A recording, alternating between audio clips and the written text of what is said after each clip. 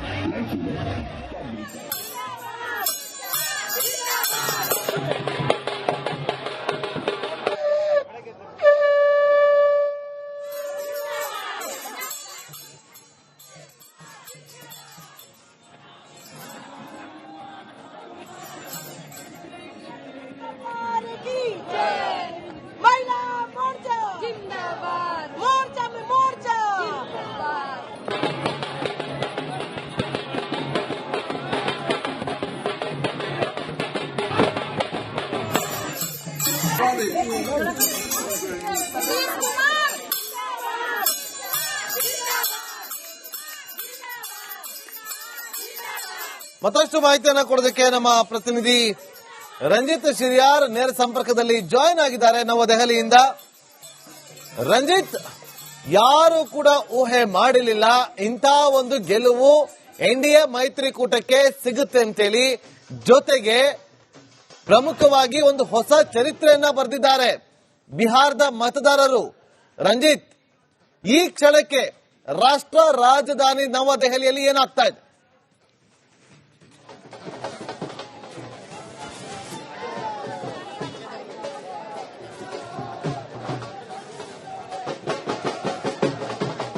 ನಾಗೇಂದ್ರ ಬಾಬು, ಖಂಡಿತವಾಗಲೂ ಕೂಡ ರಾಷ್ಟ್ರ ರಾಜಧಾನಿ ನವದೆಹಲಿಯ ಬಿಜೆಪಿ ಕಚೇರಿಯ ಮುಂದೆ ಸಂಭ್ರಮಾಚರಣೆ ಹೇಗಿದೆ ಕೇಳಿದ್ರೆ ಬಿಹಾರದಲ್ಲಿ ನರೇಂದ್ರ ಮೋದಿ ಮತ್ತು ನಿತೀಶ್ ಕುಮಾರ್ ಅವರ ಮೈತ್ರಿ ಎನ್ಡಿಎ ಮೈತ್ರಿಕೂಟ ಭರ್ಜರಿಯಾಗಿ ಗೆಲುವನ್ನ ಸಾಧಿಸಿದ ನಂತರ ಸಂಭ್ರಮಾಚರಣೆ ಹೇಗಿದೆ ಅನ್ನೋದನ್ನ ನಾನೀಗ ತೋರಿಸ್ತೀನಿ ನಾಗೇಂದ್ರ ಬಾಬು. ನೋಡಿ, ಬಿಜೆಪಿಯ ದೆಹಲಿಯ ಕಚೇರಿಯ ಮುಂದೆ ಸಂಭ್ರಮದಿಂದ ಬಿಜೆಪಿಯ ಕಾರ್ಯಕರ್ತರೆಲ್ಲ ಸೇರ್ತಾ ಕುಣಿತಾ ಹಾಡ್ತಾ ನಲಿತಾ ಸಂಭ್ರಮಿಸ್ತಾ ಇರೋದನ್ನ ತಾವು ನೋಡ್ತಾ ಇದ್ರಿ. ಅವ್ರನ್ನ ಮಾತಾಡಿಸುವಂತ ಪ್ರಯತ್ನವನ್ನ ನಾನು ಮಾಡ್ತಾ ಹೋಗ್ತೀನಿ. How is the Josh? How is the Josh? बोलिए बीजेपी जीत गया बिहार में, क्या बोलता?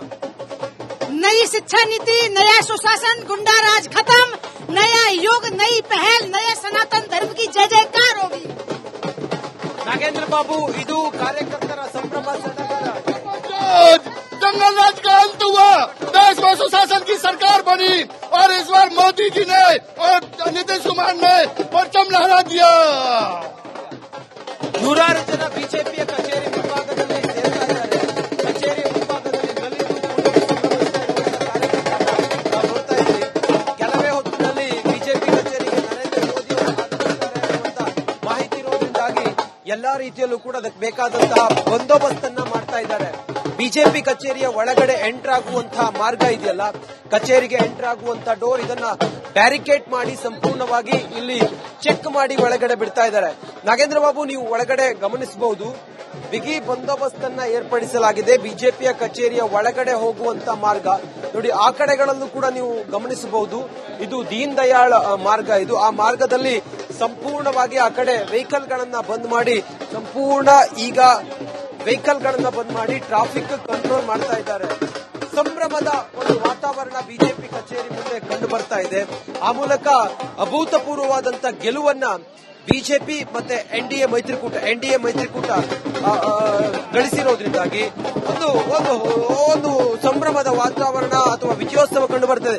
ಸರ್, ಬೋಲಿಯೇ, ಬಿಜೆಪಿ जीत गया बिहार में, क्या मैसेज पास करता है बीजेपी देशवासी? देखिए, इससे बड़ा भारत के इतिहास में कभी अवसर आया नहीं, जब लगातार 20 साल से आदरणीय नीतीश कुमार जी की सरकार बिहार में लगातार शानदार काम कर रही है और आज उसी का ये नतीजा है कि पूरे देश के अंदर पूरी भाजपा का प्रचंड लहराया है और उसके लिए आदरणीय प्रधानमंत्री नरेंद्र मोदी जी और नीतीश कुमार जी बिहार की इस विकास को और आगे लेके जाएंगे. और आज सारे कार्यकर्ता, देश में वोट चोरी का चर्चा हो रहा है, क्या बोलता है बीजेपी पार्टी और कार्यकर्ता? जिसने इस देश को 70 साल तक लूटा, चोरी की, जिनके ऊपर अनेकों गर्दन के निशान है, जो आज भी रिहा है केवल जमानत पे, ऐसे दर्जनों केस उनके ऊपर है, वो क्या भारतीय